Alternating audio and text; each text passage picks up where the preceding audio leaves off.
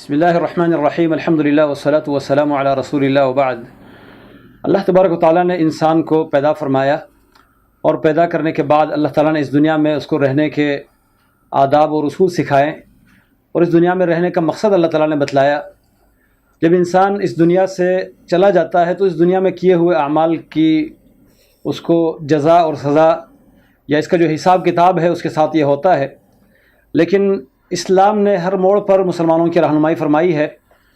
بچہ جب پیدا ہوتا ہے اس وقت سے لے کر جب وہ دنیا سے چلا جاتا ہے اس وقت تک اسلام نے مسلمانوں کی مکمل طور پر رہنمائی فرمائی ہے۔ آج اس نشست میں ہم میت کو غسل دینے کا طریقہ، اس کے کچھ آداب اور اس کے کچھ احکام بتانا چاہتے ہیں۔ میت کو غسل دینا یہ ایک اہم ترین مسئلہ ہے جو کہ فرض کفایہ ہے، یعنی کسی علاقے میں اگر کوئی مسلمان فوت ہو جاتا ہے تو اس کو غسل دینا اور اس کی صفائی ستھرائی کا، تدفین کا اہتمام کرنا یہ مسلمانوں میں سے کچھ لوگوں کی ذمہ داری بنتی ہے۔ اگر سارے مسلمانوں میں سے چند ایک لوگ یہ کام نمٹا لے، یہ کام کر لے تو باقیوں کی طرف سے اس کی ذمہ داری پوری ہو جاتی ہے۔ اس کو کہتے ہیں فرض کفایہ۔ تو اب میت کو غسل دینا یہ ضروری ہے، اسلام نے اس کا حکم دیا ہے۔ رسول اللہ صلی اللہ علیہ وسلم نے اپنے اصحاب کرام میں سے جو فوت ہونے والے ہوتے تھے ان کے بارے میں زندوں کو، ان کے عزیز و قارب کو حکم دیتے تھے غسل دینے کا۔ پہلی بات تو یہ ہے کہ غسل دینا یہ کس کی ذمہ داری ہے اور کون غسل دے۔ اس کے لیے یہ بات ذہن میں رہنی چاہیے کہ اگر میت کسی کے بارے میں وصیت کرتا ہے کہ مجھے فلاں شخص غسل دے تو اس کی وصیت کو پورا کیا جائے۔ دوسری بات یہ ہے کہ میت اگر مرد ہے تو اس کو غسل دینے والے مرد ہونے چاہیے، اگر میت عورت ہے تو اس کو غسل عورتیں دیں۔ اور جو میاں بیوی ہے تو ان میں سے ایک دوسرے کو، شوہر اپنی بیوی کو، بیوی اپنے شوہر کو غسل دے سکتی ہے۔ اس حوالے سے ہمارے معاشرے میں ایک بات جو مشہور کی گئی ہے کہ جب عورت فوت ہو جاتی ہے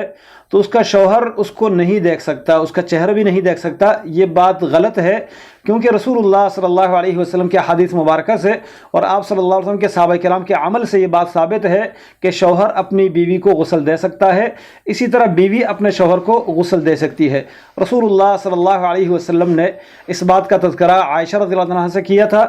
کہ اگر آپ مجھ سے پہلے فوت ہو جاتی تو میں آپ کو غسل دے دیتا، آپ کو کفن پہنا دیتا اور آپ کو دفنا دیتا۔ اسی طرح جب ابو بکر صدیق رضی اللہ عنہ اس دنیا سے رخصت فرما گئے تو اس وقت ان کی جو اہلیہ تھی اسماء بنت عمیس رضی اللہ تعالی عنہا، انہوں نے اپنے شوہر ابو بکر صدیق رضی اللہ عنہ کو غسل دیا تھا، جبکہ اس وقت عمر فاروق رضی اللہ عنہ، عثمان رضی اللہ عنہ، علی بن ابی طالب رضی اللہ عنہ اور دیگر کبار صحابہ کرام موجود تھے۔ ابو بکر صدیق رضی اللہ عنہ کے اپنے بیٹے بھی موجود تھے، لیکن ان تمام کے ہوتے ہوئے بھی ابو بکر صدیق رضی اللہ عنہ کو غسل ان کی اہلیہ اسماء بنت عمیس رضی اللہ عنہ نے دیا۔ اس کے علاوہ جب رسول اللہ صلی اللہ علیہ وسلم کی صاحبزادی، رسول اللہ صلی اللہ علیہ وسلم کی لاڈلی بیٹی، جب ان کا انتقال ہوا فاطمہ رضی اللہ عنہا کا، تو ان کے شوہر علی بن ابی طالب رضی اللہ تعالیٰ عنہ نے اپنی بیوی، اپنی اہلیہ رسول اللہ صلی اللہ علیہ وسلم کی صاحبزادی کو غسل دیا تھا۔ تو ان باتوں سے یہ ثابت ہوتا ہے کہ انسان فوت ہو جائے، بیوی ہو تو اس کا شوہر اس کو غسل دے، اور شوہر ہو تو اس کی بیوی اس کو غسل دے سکتی ہے، یہ جائز ہے۔ اس کے علاوہ مرد کو اور عورت کو غسل دے۔ میت اگر عورت ہے تو اس کو کوئی مرد غسل نہ دے، اور اگر میت جو ہے وہ مرد ہے تو اس کو کوئی عورت غسل نہ دے سوائے میاں بیوی کے۔ البتہ اگر 7 سال سے کم عمر کا کوئی بچہ ہے تو اس کو عورتیں بھی غسل دے سکتی ہے، اور اگر بچی ہے تو اس کو مرد بھی غسل دے سکتے ہیں۔ اس کے علاوہ مرد اور عورت، اس چیز کا خیال رکھنا چاہیے کہ مردوں کو مرد اور عورت جو ہیں اس کو عورتیں غسل دیں۔ غسل دینے کے لیے ایسے شخص کا انتخاب کیا جائے جو امانت دار ہو اور جو قابل اعتماد ہو، کیونکہ عبداللہ بن عمر رضی اللہ تعالیٰ عنہما کا ارشاد ہے، وہ فرماتے ہیں کہ تمہیں غسل وہ دے، تمہارے مردوں کو غسل وہ دے جو امانت دار اور قابل اعتماد ہو۔ تو قابل اعتماد شخص وہ ہو جو میت کے عیب اور کوئی ایسی بات جو بری بات وہ دیکھ لے یا قابل اعتراض بات دیکھ لے تو اس کو راز میں رکھے، اس کو چھپائے، کسی کے سامنے اس کا ذکر نہ کریں۔ حدیث میں میت کو غسل دینے کی فضیلت بھی آئی ہے۔ ایک تو یہ ہے کہ 40 سال کے گناہوں کی بخشش کا بھی تذکرہ آیا ہے، اور بعض 40 گناہوں کی معافی کا بھی تذکرہ آیا ہے، لیکن اس کی شرط یہ ہے کہ ایک تو اس بندے کا مقصد غسل دینے کا صرف اللہ تعالیٰ کی رضا ہو، اخلاص کے ساتھ اللہ تعالیٰ کی رضا کے خاطر وہ غسل دینا چاہتا ہو، اور دوسرا یہ ہے کہ میت کو غسل دیتے وقت وہ اگر کوئی ایسی بات دیکھتا ہے جو ناپسندیدہ ہے تو اس کو چھپائے اور وہ لوگوں کے سامنے ظاہر نہ کریں۔ میت کو غسل دینے کے لیے ایسی جگہ کا انتخاب ہونا چاہیے جو جگہ لوگوں کی نظروں سے اوجھل ہو اور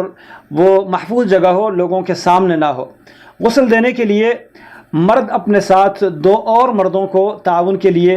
منتخب کر سکتا ہے،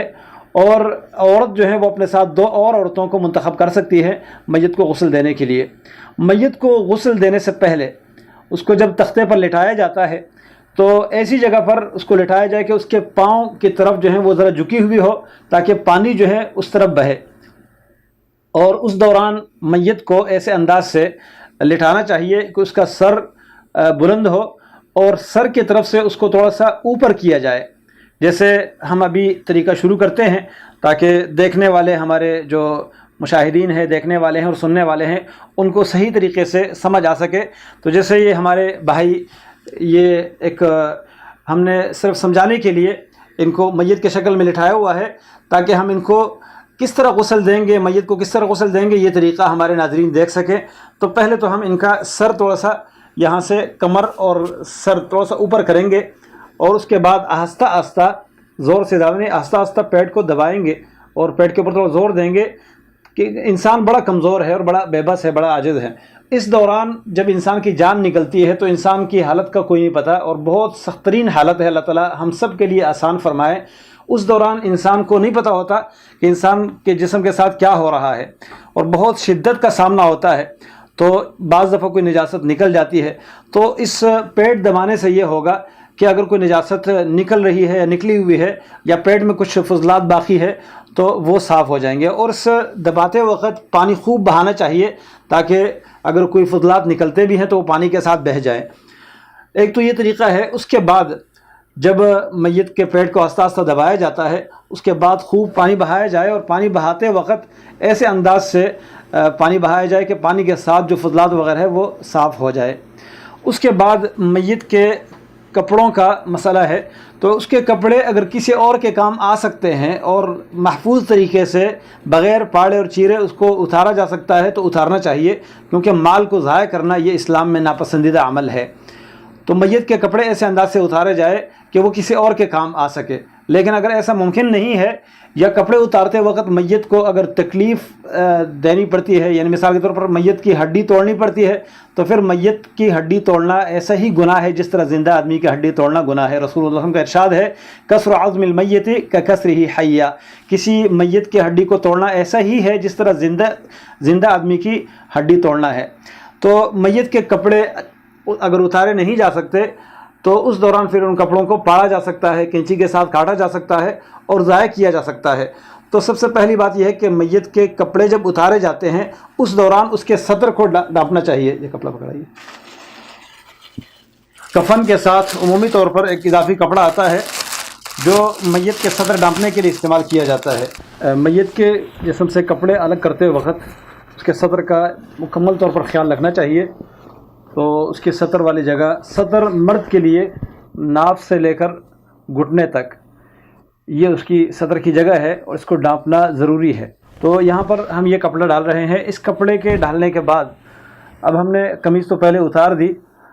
جیسے ہم نے پہلے ذکر کیا، یا تو کاٹ دیا جائے اور یا اس کو اتارا جا سکتا ہے تو اتار دیا جائے، لیکن یہ صرف سمجھانے کے لیے ہے، لہذا بھی اس وقت ہمیں قمیص اتارنے کی ضرورت نہیں ہے اور نہ پھاڑنے کی ضرورت ہے۔ تو گویا کہ ہم نے اب قمیص الگ کر دی۔ اب اس کے بعد سطر کے اوپر ہم نے کپڑا ڈال دیا، پھر شلوار کو کاٹ دیا جائے، یا اس کو جس طریقے سے اتارا جا سکتا ہے تو اتار دیا جائے۔ تو میت کو ناف سے لے کر گھٹنوں تک اسی طرح مستور رکھنا چاہیے، ڈھانپ کر رکھنا چاہیے، چھپا کر رکھنا چاہیے۔ اب ہم غسل کا جو عمل ہے اس سے پہلے غسل کے لیے پانی تیار کرنے کا طریقہ بتانا چاہتے ہیں۔ تو رسول اللہ صلی اللہ علیہ وسلم کی سنت یہ ہے کہ میت کو غسل دیا جائے پانی کے ساتھ جس میں بیری کے پتے ملائے گئے ہو۔ آج کل سہولت یہ ہے کہ بیری کے پتوں کا پاؤڈر بھی ملتا ہے، اور بیری کے جو پتے ہیں سکھائے ہوئے بھی ملتے ہیں۔ اگر تازے پتے مل جاتے ہیں تو وہ بھی اچھی بات ہے۔ پانی کے اندر اس کو ابالا جائے، اور پانی کو ایسے انداز سے رکھا جائے کہ زیادہ گرم بھی نہ ہو اور زیادہ ٹھنڈا بھی نہ ہو، نارمل پانی ہو، اس کے اندر بیری کے پتے ملائے ہوئے ہو یا اس کا پاؤڈر ملایا ہوا ہو۔ تو یہ ہے اس پیکٹ میں جو عام طور پر کفن کے ساتھ تیار یہ مل جاتے ہیں، یہ پتے ہیں بیری کے، تو ان کو پانی کے ساتھ ابالا جائے۔ دوسرا، پانی کے ساتھ آخر میں ملانے کے لیے آخری دفعہ جب غسل دیا جاتا ہے تو یہ کافور ہے جو کہ پاؤڈر کی شکل میں ہے، کبھی کافور کے دانے بھی ملتے ہیں،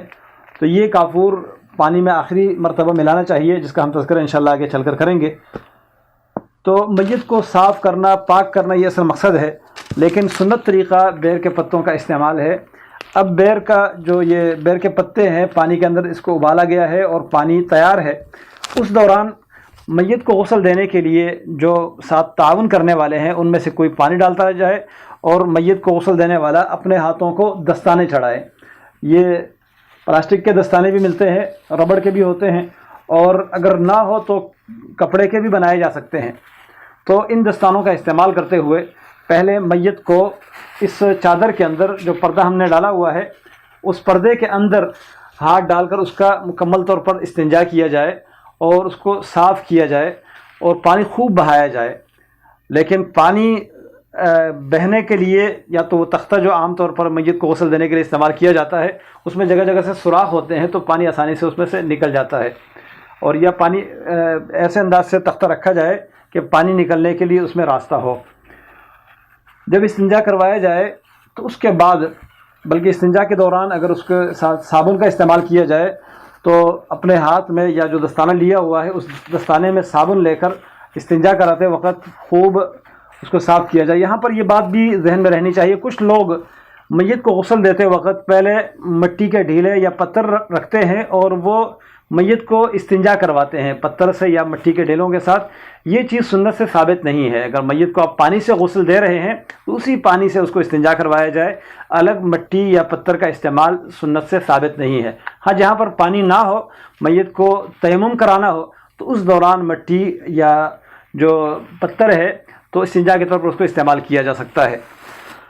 استنجا کرانے کے بعد اب میت کو غسل دینے کے لیے پہلا طریقہ یہ ہے کہ اس کو وضو کروایا جائے۔ جس طرح زندہ آدمی خود وضو کرتا ہے اسی طرح میت کو بھی وضو کروا دے۔ تو وضو کروانے کے لیے طریقہ یہ ہے کہ اس کا دائیں ہاتھ دستانے پہنے ہوئے ہو، جو استنجا کے لیے استعمال ہونے والے دستانے ہیں ان کو ضائع کرنا چاہیے، پھینک دینا چاہیے۔ جو دوسرے دستانے ہیں ان کا استعمال کر کے میت کو جیسے پانی ڈالنے والا پانی ڈالتا جائے اور اس کا ہاتھ جو ہے انگلیوں کے بیچ میں خلال کرتے ہوئے اس کا ہاتھ کلائی تک دھویا جائے، دائیں ہاتھ۔ اس کے بعد دوسرا ہاتھ جو اس کا بائیں ہاتھ ہے وہ اسی طریقے سے 3 مرتبہ کلائی تک دھویا جائے۔ دونوں ہاتھوں کو دھونے کے بعد اب کپڑے کا کوئی ایسا ٹکڑا لے کر وہ انگلی کی طرح یا مسواک کی طرح یا اپنی انگلی کے اوپر وہ چڑھا دے، یا یہ روئی ہے، کاٹن ہے،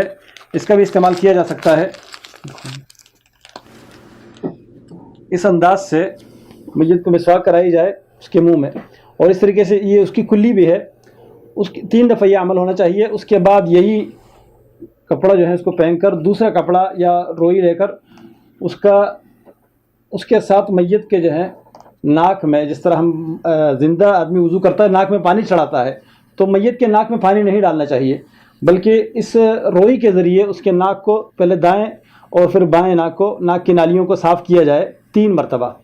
اس کے بعد جس طرح انسان وضو کرتا ہے اور وضو میں اپنا چہرہ دھوتا ہے تو پانی اپنے ہاتھ میں لے کے میت کے پورے چہرے کے اوپر پانی ڈال دے اور اچھی طرح ہاتھ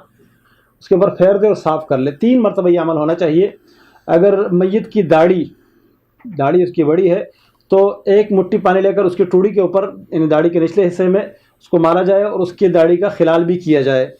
کیونکہ وضو میں یہ بھی سنت ہے۔ اور جس طرح عام آدمی وضو کرتا ہے نماز کے لیے اسی طرح وضو کرانا چاہیے میت کو بھی اس کے غسل دینے سے پہلے۔ اس کے بعد اس کے ہاتھ کو اچھی طرح 3 مرتبہ کوہنی سمیت دھونا چاہیے۔ جس طرح وضو میں انسان اپنا ہاتھ دھوتا ہے اسی طرح میت کا دائیں ہاتھ اور پھر اسی طرح میت کا بائیں ہاتھ اس کے کوہنی سمیت 3 مرتبہ دھونا چاہیے۔ ہاتھ دھونے کے بعد اب پاؤں دھونا باقی ہے اور اسی طرح سر کا مسح باقی ہے۔ تو جس طرح انسان اپنے سر کا مسح کرتا ہے دونوں ہاتھوں کو گیلا کر کے میت کے سر کے اوپر، اسی طرح گدی تک اور پھر واپس لا کر اس کے ماتھے تک ہاتھ پہنچانے چاہیے، اور اپنی انگلیوں سے میت کے کانوں کا مسح اندر والے حصے کا اور اوپر والے حصے کا کرنا چاہیے۔ اب وضو کا یہ یہاں تک عمل جو ہے مکمل ہوا، صرف پاؤں دھونا باقی ہے۔ پاؤں دھونے کا جو عمل ہے یہ آخر میں بھی کیا جا سکتا ہے، اور وضو کے ساتھ اگر کیا جائے تو اس میں بھی کوئی حرج نہیں ہے۔ تو اس دوران اب وضو کا جو طریقہ مکمل ہوا، اس میں ان باتوں کا خیال رکھنا چاہیے کہ میت جو ہے اس کے کسی جسم کے حصے کو، کسی ہڈی کو ایسے انداز سے نہ اٹھایا جائے جس سے اس کے ٹوٹنے کا خطرہ ہو، یا اس کے اوپر زور ایسے انداز سے نہ دیا جائے جس سے اس کے نقصان کا خطرہ ہو۔ وضو کرنے کے بعد اب میت کو غسل دینا ہے، تو غسل دینے کے لیے پہلے اس کا سر اچھی طرح صاف دھونا چاہیے۔ صابن کا استعمال بھی جائز ہے، شیمپو کا استعمال بھی جائز ہے، اور اگر کچھ نہ ہو صابن یا شیمپو تو جو بیری کے پتے ہیں پانی کے اندر ابالے ہوئے ہیں، تو یہ پانی بھی کافی ہے۔ تو سر کے اوپر پانی 3 مرتبہ ڈالتے ہوئے اس کو صابن بھی لگایا جا سکتا ہے، اور صاف کرنے کے لیے جو بھی مواد استعمال کیے جاتے ہیں تو کرنے چاہیے۔ سر کو اچھی طرح 3 مرتبہ دھونا چاہیے۔ تو اسی طرح سر کے ساتھ ساتھ گردن اور کندھوں تک، پھر جسم کا جو دائیں حصہ ہے جس میں اس کے بغلوں میں، اور اسی طرح اس کے جسم کے جو بھی جوڑ ہیں، تو جوڑوں کے اندر والے جو حصے ہیں ان کے اوپر اچھی طرح انگلی یا ہاتھ جو ہے پھیرنا چاہیے، اور اچھی طرح اس کی صفائی کرنی چاہیے، صابن بھی لگانا چاہیے۔ جب پاؤں تک مکمل یہ حصہ دھویا جائے، دائیں حصہ، تو اس کے بعد میت کو تھوڑا سا سہارا دے کر اٹھانا چاہیے، اور جو ساتھ تعاون کرنے والے ہیں وہ میت کو تقریباً آدھا اوپر کر لے، اور کمر جو ہے، یعنی یہ جو کندھے ہیں اور کمر کا درمیان، یہاں تک اچھی طرح میت کو دھویا جائے، اور اس کے اوپر پانی ڈالنے والے جو ہے پانی ڈالتا رہے، جو غسل دینے والے وہ ہاتھ پھیرتا رہے، اچھی طرح صاف کیا جائے جسم کو۔ اسی طرح جو پاؤں ہے، تو پاؤں بھی اور جسم کا جو نچلا حصہ ہے جیسے ران ہے اور کھولا ہے، یہ حصے اچھی طرح دھوئے جائے، اور گھٹنوں کا جو نچلا حصہ ہے، گھٹنے کی جو ہڈی ہے، اس کا جو اندر والا حصہ ہے، اس کے اندر بھی صابن لگایا جائے اور اچھی طرح اس کو صاف کیا جائے۔ اس کے بعد دائیں طرف سے فارغ ہونے کے بعد اب بائیں طرف سے میت کو مکمل طور پر دھونا چاہیے، اور دھونے کے ساتھ ساتھ اس کو تھوڑا سا اٹھا کر دائیں طرف اس کو تھوڑا گھما کر یہاں سے اچھی طرح اس کے کمر کو اور جسم کے نچلے حصوں کو اچھی طرح صاف کرنا چاہیے۔ جب مکمل طور پر دونوں سائڈوں سے انسان فارغ ہو جاتا ہے اور جسم کا جو درمیانی حصہ ہے اس کے مکمل غسل دینے سے اور صاف کرنے سے فارغ ہو جاتا ہے، پھر دایاں پاؤں اچھی طرح دھونا چاہیے، اور انگلیوں کا خلال بھی کرنا چاہیے، اور صابن کا استعمال ہو تو زیادہ بہتر ہے۔ اسی طرح دوسرا پاؤں، بایاں پاؤں بھی 3 مرتبہ۔ یہ ہے میت کو غسل دینے کا طریقہ۔ غسل دینے کی تعداد رسول اللہ صلی اللہ علیہ وسلم نے 3 مرتبہ کم سے کم غسل دینے کی جو تعداد بتلائی ہے، آپ صلی اللہ علیہ وسلم نے فرمایا کہ میت کو 3 دفعہ غسل دو، یا 5 مرتبہ یا 7 مرتبہ، یا اس سے زیادہ بھی اگر تم محسوس کرتے ہو، یعنی 7 مرتبہ غسل دینا یہ مسنون ہے، زیادہ سے زیادہ، اور کم سے کم 3 مرتبہ۔ لیکن اگر میت کو غسل دینے والے محسوس کرتے ہیں کہ نہیں اس کو زیادہ مرتبہ غسل دینا چاہیے، تو 7 سے زیادہ بھی، یعنی طاق عدد ہے 9 دفعہ، 11 دفعہ، 13 دفعہ، تو اس طریقے سے جو تعداد ہے وہ طاق ہونی چاہیے، اور کم سے کم 3، زیادہ سے زیادہ میت کو غسل دینے والے جتنی ضرورت محسوس کرتے ہیں تو اتنے دفعہ غسل دینا چاہیے۔ جسم سے اگر کوئی خون نکلتا ہے، رکتا نہیں، تو اس کو صاف کرنے کے اعتبار سے، یا کوئی پیپ ہے یا کوئی اور مسئلہ ہے، اس کی صفائی ستھرائی جتنی دفعہ ممکن ہو، بہرحال طاق عدد ہونی چاہیے۔ جو جفت عدد ہے وہ سنت کے خلاف ہے، کم سے کم 3 اور زیادہ سے زیادہ جتنی دفعہ غسل دینے والے مناسب سمجھتے ہیں، لیکن تعداد طاق رکھنی چاہیے۔ میت کو غسل دینے سے فراغت کے بعد آخری مرتبہ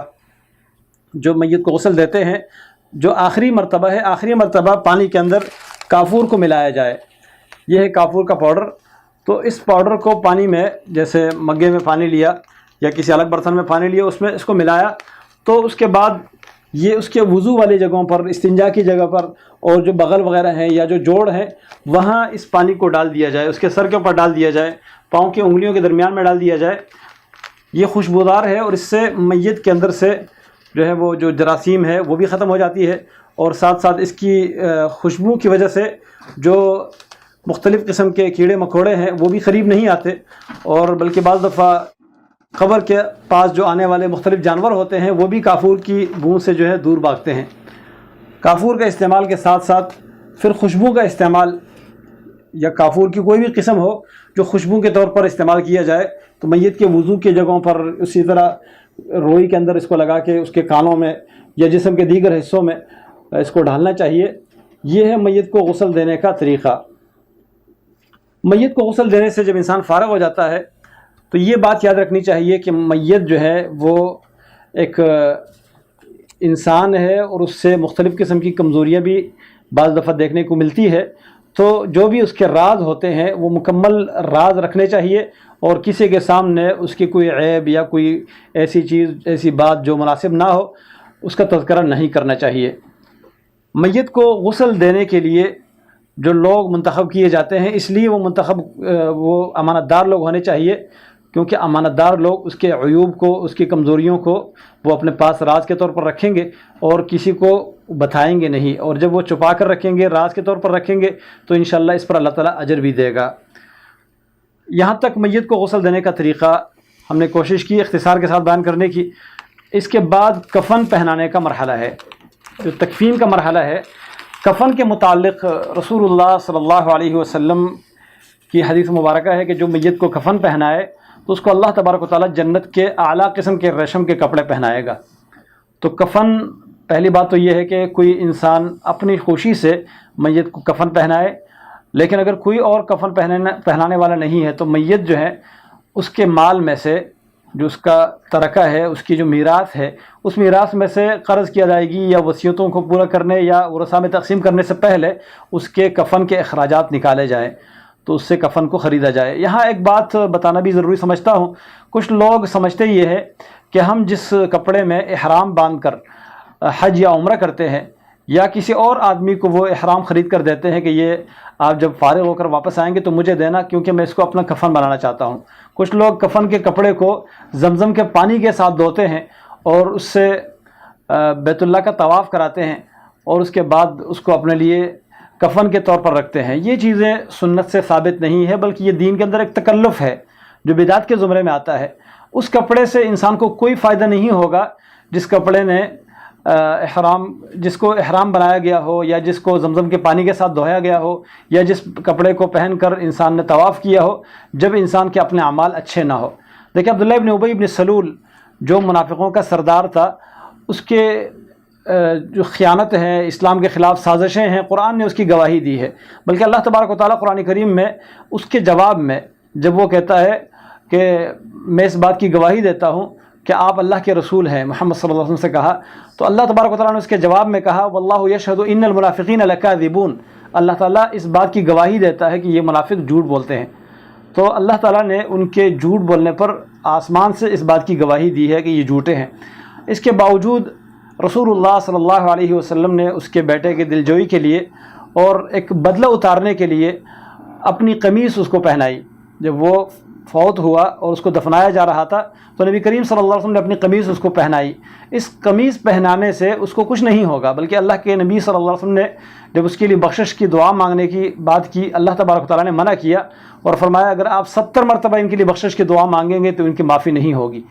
تو مقصد یہ ہے کہ انسان اپنے اعمال کو دیکھیں، صرف یہ بات انسان دیکھے کہ اس کا عقیدہ کیا ہے، اللہ تعالیٰ کی توحید میں کوئی کمی، کوئی کوتاہی تو نہیں ہے۔ اسی طرح رسول اللہ صلی اللہ علیہ وسلم کی اتباع پر اگر وہ پورا اترتا ہے تو وہ خوش قسمت ہے، اس کو کفن جیسا بھی ملے اس کی کوئی پرواہ نہیں ہے۔ صحابہ کرام میں سے ایسے بھی ہیں کہ ان کو کفن پہنانے کے لیے کوئی کپڑا نہیں مل رہا، ایسے صحابی بھی ہیں کہ ان کو کفن پہنانے کے لیے ایک چادر ہے، اور وہ چادر اتنی چھوٹی ہے کہ ان کے پاؤں کے اوپر ڈالتے ہیں تو سر ننگا رہ جاتا ہے، اور سر کے اوپر ڈالتے ہیں تو پاؤں ننگے رہ جاتے ہیں۔ نبی کریم صلی اللہ علیہ وسلم نے فرمایا سر کو ڈانپ لو اور پاؤں کے اوپر گھاس ڈالو۔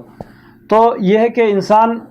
جس کپڑے میں بھی دفن کیا جائے، اس کو کفن پہنایا جائے، اس کی کوئی پرواہ نہیں، لیکن اس کے پاس جب تقویٰ کا لباس ہو، پرہیزگاری کا لباس ہو اور ایمان کا لباس ہو تو کفن کسی طرح بھی ہو انشاءاللہ اللہ تعالیٰ کے ہاں وہ سرخرو اور کامیاب ہے۔ تو کفن کو زمزم کے پانی کے ساتھ دھونا یا احرام کے کپڑے کو کفن بنانا، اس چیز کی کوئی ضرورت نہیں ہے، یہ دین کے اندر کوئی اپنی طرف سے ایجاد کردہ باتیں ہیں۔ اللہ کے نبی صلی اللہ علیہ وسلم نے ایسی باتوں کی رہنمائی ہمیں نہیں دی۔ سبحانک اللہم و بحمدک، اشہد ان لا الہ الا انت، استغفرک و اتوب الیک۔